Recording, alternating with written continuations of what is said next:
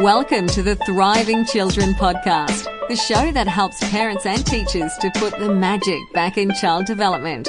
Here's your host, Clare Crew.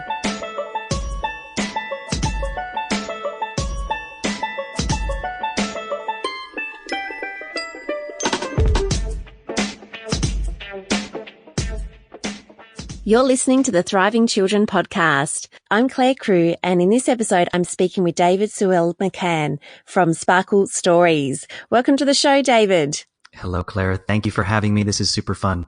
I am so excited to be up early and chatting with you. And I have to say as well, we're a Sparkle Stories family. So often when I'm sharing updates with my family about, what person is coming on the podcast, and I'm really excited, they have no idea. But when I said David from Sparkle Stories was coming on, there was cheering, there was clapping, there was jumping.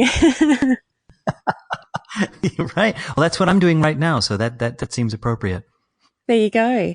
So as Chief Story Spinner, can you share about what Sparkle Stories is all about? Sure. That's a great question that a number of people that are a part of Sparkle Stories would be much better at answering in a concise way. So I'm going to do my best. But what we do is that we write and record and produce original children's stories for children around the world. And the secret of the Sparkle Stories is that they all have a seed of pedagogy or therapy or just something to bring value to the listener. They're entertaining, to be sure, but they also have just a little lesson tucked inside there for children and their families. And so we have, over the last 7 years, produced pretty close to 1,200 of those stories, and now have a website and a few apps, and are developing skills for Echo and Home so that we can integrate with those, just to make storytelling a pretty regular and normal way in which people bring in their children's content. And I can't remember I think I might have heard Lisbeth, your wife, and I guess part of the Sparkle Stories team. I think I heard her on a business podcast, and it was not long after you'd begun. So I reckon we've been listening for about 6.5 years. And I've got to say, it might be because I'm half asleep still, but it's just so lovely hearing your voice, because I know that you're David, but you're also Sylvia, and you're also Dante's voice, and you're also Spiro's voice. So yeah, they're very beautiful stories, and it's evident you've got high quality production values, but that value element is really evident. And certainly for me, with young children at the time, it was amazing to discover, because we weren't really wanting to do the screen time all that much. But a lot of the audiobooks and things that are out there for children can be quite abrasive for adults to listen to, or certainly my eldest at the time would have been about 3.5, and she still got quite scared by some of the sound effects and things like that. And so, yeah, your stories are just so beautiful. And in fact, I am often listening to them even when my children aren't there. So that's just a sign that even for adults, they can be just delightful stories.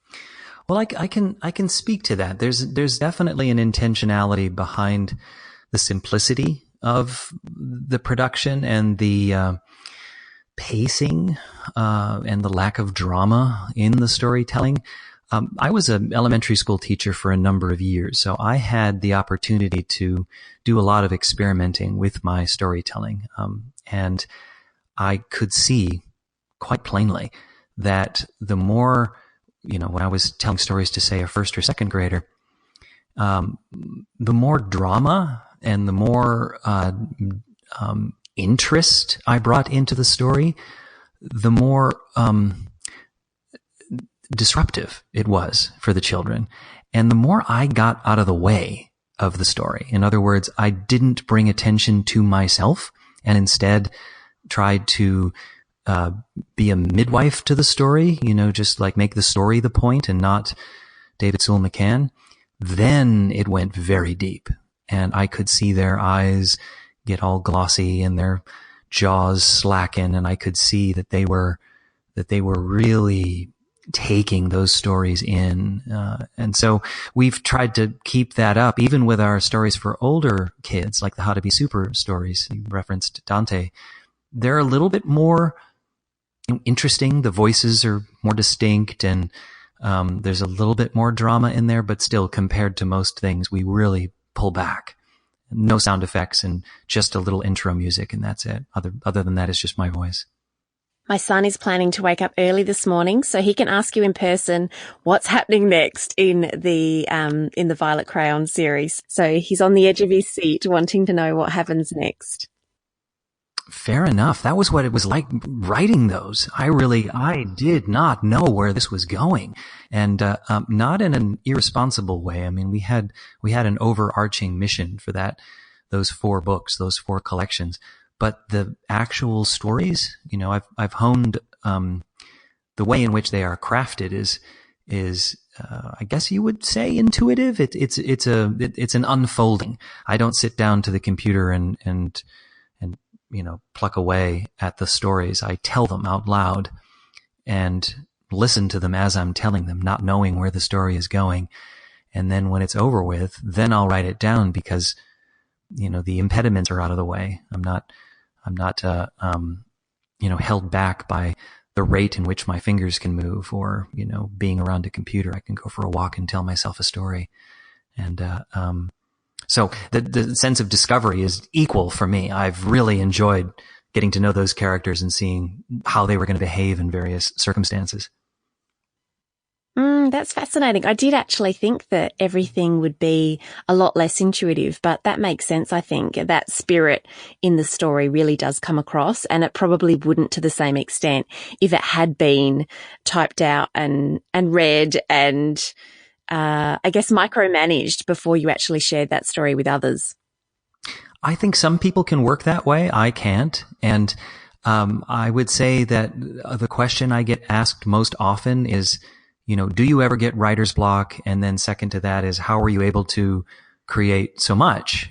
Because it's a fair number of stories that are all original and that we've created over the years. And the answer is really the difference between telling and typing. Telling, the stories just fall out, and I never get writer's block when I'm talking. And so it's a process that we've honed down as a part of the production, where I go for a walk, I tell myself a story, I go back to my little writing cave and I pluck it out, and then it goes to our editor who, she knows the full breadth of the stories better than I do. That's her job. And she'll reflect back to me things that seem right and things that seem like they're straying, and then I will rewrite them and we'll go back and forth a bit, and then it's time to record. Brilliant. Now, you did mention before, David, about your previous role as a teacher, and that was in Waldorf education, which to my understanding values storytelling really highly. So I'd love to hear more about this integral role of stories in Steiner classrooms. Sure. Well, it is, the theory is, and this was very evident in, I had empiric truths around this, is that the developing mind of a child is most effectively approached through story. That it's the way in which, quite frankly, everyone communicates. But if you really want to hold a child's attention, and you really want whatever the lesson is to go deep and stay with them, you couch it in a story. And when it is linked with images, with living images of things that are interesting and change through the course of the story, then there's something magical that happens in those brains, in those young brains, where it's almost like they've forged a path, literally a neural pathway, that includes that particular lesson from history or math or grammar or what have you. And they're able to access that gracefully and efficiently in the future. So a lot of the curriculum is taught through story. Even long division. I can remember the stories that I told about long division, and those children referenced those stories when they were much older. as, oh yeah, right. No. And, so I saw it and experienced it and see that it is true, at least empirically. I'm not a neuroscientist, so I don't really know what's happening in those brains. But, so we brought that into the business, and it is holding up. Yeah, that's fascinating. So obviously through the storytelling, I'm sure those children actually remembered how to do long division. I would have to scratch my head remembering it now as an adult, being that to me it was just introduced in that, sit down and I'll teach you and you're going to listen and you're going to learn kind of way. What other developmental benefits come from storytelling? Well, I really think that it's what people do. So if you think about, what we're doing now and what kind of conversations you're going to have with your children when they wake up, if you really pick them apart, most of what is being said out loud is some kind of story. So, story being, we are meaning-making creatures. We try to understand our world and communicate that with others through speech, and we describe things. And whenever you describe anything, you are telling a story. Now, it may not have a very clear beginning, middle, and end, but if you're going to be an effective communicator, whether it's you telling your parents how your day went, or you're trying to motivate a room full of people to buy your product, or you are, putting a Facebook post together, if it does have a beginning, middle, and end, and some sort of arc and some sort of tension and some sort of resolution, you're going to be a lot more effective. And this is none of what I'm saying right here is foreign to people in the advertising world or in the marketing world or even the business world. This is proven science in those circumstances and in those realms. So if we just accept that that's true, that we spend all day long telling stories, then what would happen if we're more conscious about it? And we think, well, what is it that I'm saying? And what is it that I want this child to know?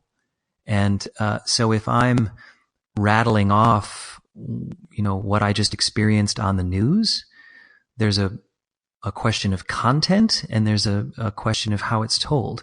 So the content may not be what I want my child to really ingest, and the way in which I'm telling it, whether it's in resentment and frustration or what have you, most often people respond to the news negatively. Then I have just told a story to my household and didn't realize how deep it's going. So instead, I'm going to be conscious of what kind of language. I'm going to be conscious of, when they're younger children, they're very aware of how you're holding your body, how you're standing, how you're moving your hands. I don't mean to make the world self-conscious. I'm just letting you know that you have power as a conscious adult in how you are delivering content, how you are preparing that meal for your child. And I can go deeper into that, but then we start to get into inside baseball, and I'm happy to do that. But there is a craft to storytelling to becoming more effective. It's fascinating the way that you're talking about that, because obviously through the course of time, stories were told around the campfire, and that's often how the history and the lessons and things were passed down from generation to generation. But it's fascinating what you've said there, that really we're almost always storytelling. So it is something to be aware of and use for the good where possible, as opposed to just being completely unaware of that impact that it's having. Oh, yeah. Yeah. A complaint is a story. And if it's a complaint that they hear over and over and over again, that goes deep. And and once again, I'm not in the business of making people feel bad about what sort of stories they're telling. I'm in the business of being very conscious and particular and intentional in the stories that we tell at Sparkle Stories. And then when I teach parents or teachers or therapists or what have you, that if they slow down their speech, and if they bring in a measure of rhythm to the way in which they're using their words, and if they taste the words as they're saying them, and then, make room for living images like, the strong tree, the tired lion, piercing cry of a crow. All of those things, I mean, you can check in right now to see how you're feeling as I'm saying these things. They feel like real things, in your body. And just to know that you are actually bringing not only a lesson, but you're bringing actual transformation to a child, but also to an adult. You are, in a sense, doing what people used to describe as casting spells. We've all had that experience where we've heard a particularly good speaker and we feel transported. And then if that particularly good speaker can speak and deliver living images that bring transformation, you come out of hearing that story or that speech or that commercial or what have you, feeling different, feeling like something just changed. And now I want to, support that politician. I really want to purchase that product. I really want to be a better father. I want to enroll my child in that particular school. It works. And like you said, we can do that for selfish reasons or we can do that for, making the world a better place. Yeah, that emphasis that you have within your stories, obviously within Sparkle Stories, there's so many different series that you've got going on, and it's really evident within each of those that you're making connections with where children are at developmentally. It's not just the content of the story that you touched on earlier, but it really does come down to that style of speaking that you were just touching on too. So what knowledge are you drawing on to help you with that? Well, certainly my education to become a Waldorf teacher, that's probably where, well, I was in theater and film before then. So I did know what a good performance was. And even before that, I went to art school. And so I learned what the truth is, because when you go to art school, if you create something that is authentic, people notice that. And if you create something where you're trying to be like somebody else, they notice that too. So that was a good lesson. So certainly drew on my arts education, certainly drew on my experience in theater and film, certainly drew on my experience as an educator. And then once we got into this business, I've been very much in adult education since then, trying to learn more about how the brain works, trying to learn more about how really effective speakers are effective. And it's a great time to be in the storytelling business, not only because the technology is there to enable more people to hear your stories, but people are paying attention to stories in a much more broad way. Podcasts and such, people really want to hear people's stories. And so we get to hear a lot of storytellers, and we all know the effective ones. We've all experienced a TED Talk that has just blown our mind, or a person's voice on a podcast or television show, or a moment in a film that's just kind of lodged in our subconscious. I just perhaps pay a little bit more attention to that than most people because I'm collecting. And I can say that on that subject of delivering the stories, I have been experimenting, and I had a room full of toddlers once that I was asked to tell a story to. And I thought, well, I'm not going to tell any of the stories at Sparkle Stories because they're not interested in that.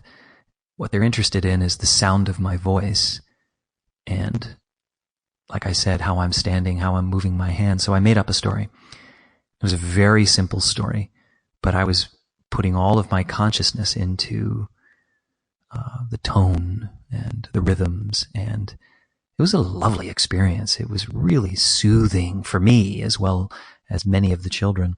And the parents in the room and the person who organized it, everybody was just like they were taking a nap. It was really delightful. So I look forward to having more experiences like that. And then telling stories to high school kids is a delight, because you think that you want to be interesting and dynamic and really, do the big voices and all of that. But I tell them a story like I do the toddlers. It just has more complex content, but I tell it in the same way, and the same thing happens to them. There is nothing more satisfying than seeing a room full of like middle schoolers or high schoolers just looking like they're about to fall asleep while listening to a story with a, sweet little grin on their face. It just goes to show we're never too old or young for a good story. And certainly a room full of toddlers or a room full of teenagers, they would be the toughest crowds. Like they're not going to fake it if they don't like what you're doing. Right. Yes, it's a huge compliment, but it's also, it's professional development, to be sure. I can tell when I've lost someone or when they're right there with me, and it's a good day. Absolutely. Live feedback. So I'm guessing that particularly through your experience in the classroom, when storytelling was such an integral part of what you did, that storytelling, I guess, was seen as something that needed to both come before and sit alongside more formal forms of literacy learning, like reading and writing. Would that be correct? Oh, it's definitely in Waldorf education, it's one of the pillars of literacy, for sure. There are a number of pillars, and some of them are you wouldn't think would be, like knitting. Like knitting is one of the pillars of literacy. Doesn't seem like that makes any sense until you start thinking about the tracking that goes on when you knit, when you're going from this side to that side, bit by bit by bit by bit by bit by bit by bit. And we don't consider as adults how relevant and toned our eyes need to be. Just the physical eyes in order to read. It's a very abstract thing that we're asking our eyes to do, to be that specific. You don't really have that much in nature. To be that, you have to start on the left side and go to the right, and then you go to the next line over. It's pretty sophisticated. So training it with knitting suddenly there's some sense there. And storytelling is bringing in the gift of literacy in another route. So you get to bathe yourself in those wonderful images and narratives and fall in love with the process and be hungry for it, so that when you are at age where you can start to engage in that abstract practice of reading, your enthusiasm for the content can be a primary motivating force, where you really, you love the content so much, you love taking in narrative so much that you're willing to do the hard work of figuring out how to decode all of this seeming gibberish in front of you. So that's, in Waldorf education, I've seen that happen, and for some kids it takes longer than others. But if they can maintain that enthusiasm and no one's feeling pressured, then generally they come out the other end being lifelong readers and writers.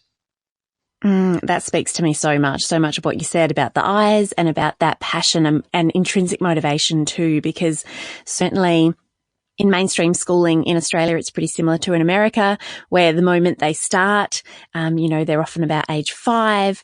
They're really being forced quite quickly to start reading and writing. And for some of them, they haven't yet got those motivating, lovely experiences from their home life with literacy, with stories, whether it's, out loud stories or whether it's picture books.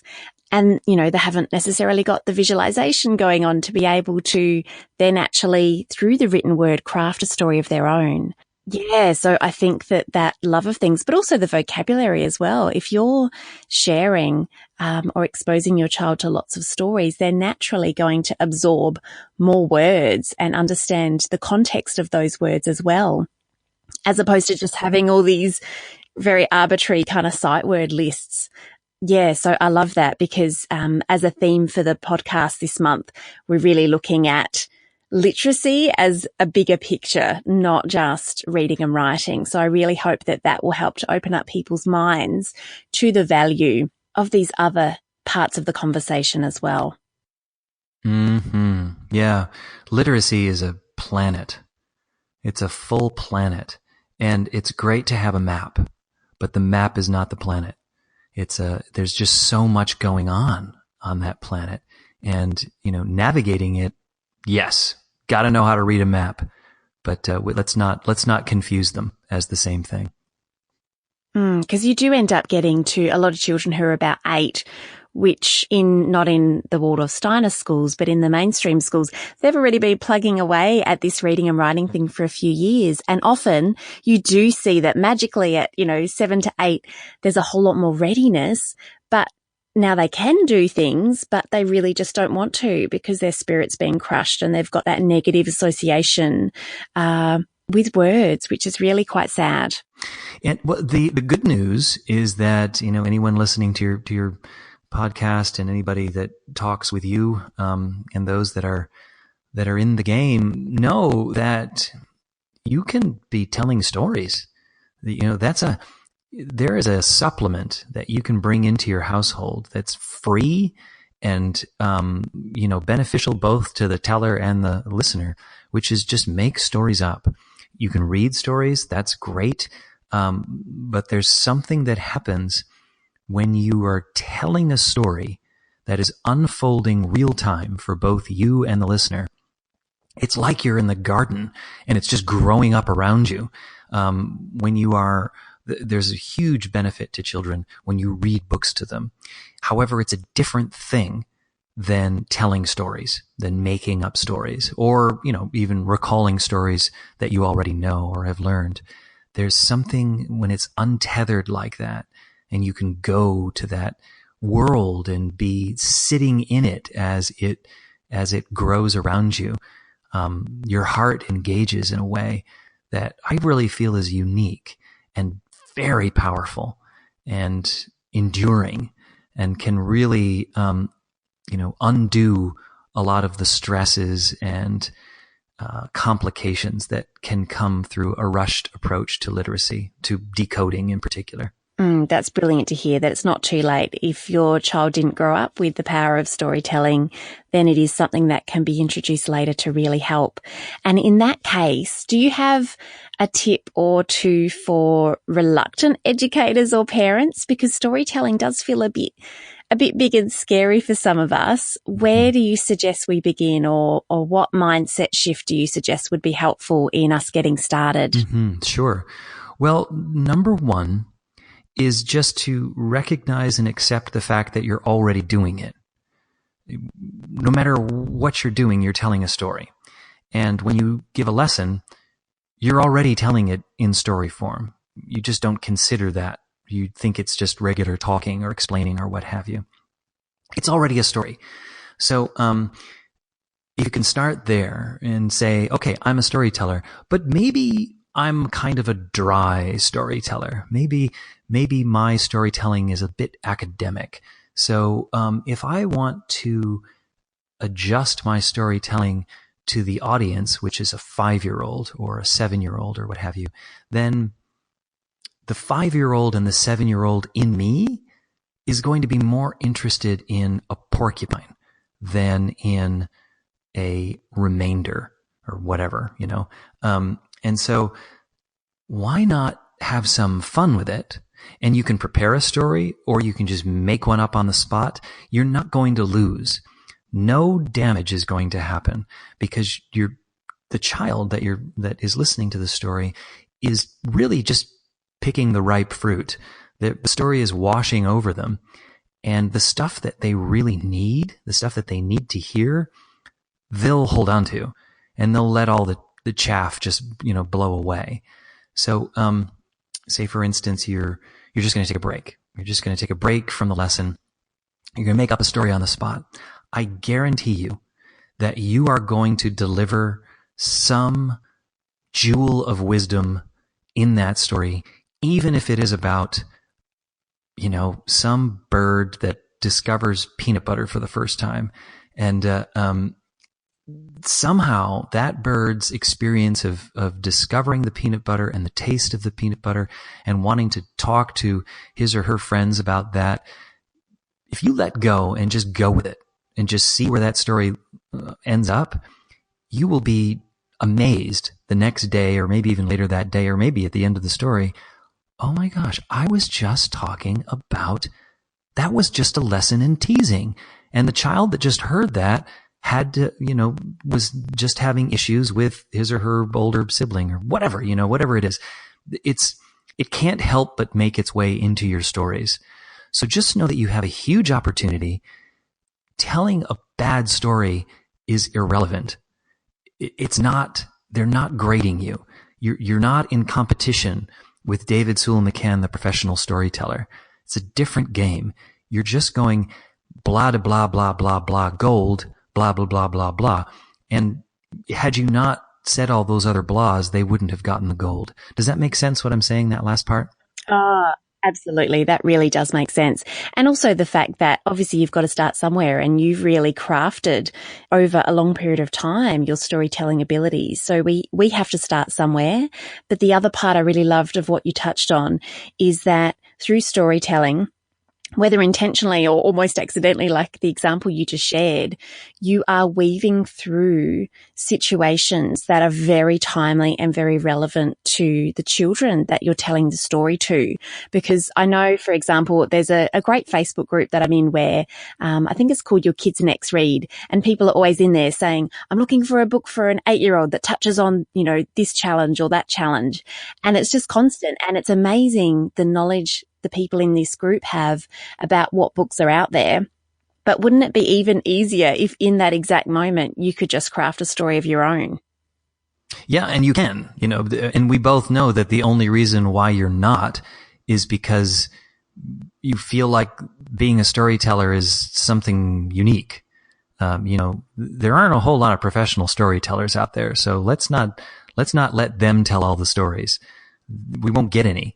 But if we start saying that, movies are stories, podcasts are stories, newspapers are stories, they use the word story, and then conversations are stories, and then answers to questions are stories, then why not just, if the world is made of stories, which I really do believe it is, then the people who get to have all the fun are the storytellers. So just be one. And instead of, just add a once upon a time in the beginning of the story and see what happens. And it's amazing. The magic happens once you're brave enough. And I want to recognize that it is an act of bravery to open your mouth and not know what's going to come out. You'll find it's a lot easier than you think, and it's more satisfying than you think. And your children are much more forgiving than you think. Brilliant. So Sparkle Stories, David, how does it work, and where can we find you online? Sure. Well, the website is sparklestories.com. And if, from our conversation, you're willing to try out a free trial, that's the best way to really experience what Sparkle Stories has to offer. You get I forget how long it is. I think it's 10 days. And then sometimes we have, special things where it's 20 days, or we've done a few months here and there. Where you subscribe, and then suddenly you have access to all 1,200 stories. It has a robust search. It has a very comprehensive way to browse so that you can find exactly what you're looking for the age of your child, topics that are going on in your household, or just, your character likes stories about cougars, and so you can pop the whatever word that you want to put in there, peanut butter, what have you. It'll pop up. Peanut butter isn't a thing in Australia, is it? Oh, do you know what? It is. Apparently it tastes different here for you guys. No, it is a thing. It is here, but we definitely don't seem as obsessed by it. Yeah, we're pretty obsessed over in America. It's no good for me, but boy, it's something about that taste. It's just perfect. I don't know. You can put whatever you want in the search, and generally there's probably going to be a story for it. And then there's the news stories that you can just listen to. There's a lot of different ways to navigate it. And soon we're going to have a series of videos that go out to help people navigate it, because it's kind of a new thing. It's sort of like Netflix, but you know how you can with Netflix just get lost. We're trying to make it so that it's easier to not get lost and to really find precisely the kinds of stories that you're looking for. But in addition to that, we do a lot of stuff on Facebook. I think it's this Friday, tomorrow, that, this is going to come out after this, but we on a regular basis will do a Facebook Live where I make up a story on Facebook and just tell it live. And I reckon that might be the 23rd of March. So yeah, it would have passed by the time this goes out. Yeah, I don't think it's your Friday. Yeah, I think it's next week. Oh, good. Okay, great. Maybe check with someone after. No, I appreciate that. A shout out to Courtney, our production manager. She has her work cut out keeping me on task. So she knows. That's all I need to know is that she knows. And, so we'll do stuff on Facebook. And then we have a podcast on wherever you get podcasts, you can usually find the Sparkle Stories podcast. Yeah, that's about it. And I'm going to actually have a series for adults coming out in the next, month and a half, which is not going to be a part of, Sparkle Stories, but it's the same idea, behind Sparkle Stories, but, content for we grown-ups that don't get this kind of stuff. Oh, brilliant. That'll probably be perfect timing with when the Violet Crown series finishes. Yeah. And I can hopefully leap over to something new. Oh, do you want to hear a secret about Yes. about the Violet Crown, the How to Be Super series? As soon as that is over with, we're actually going to have a summer camp. It'll be online so that anybody around the world can access it, but we're going to teach kids how to be super.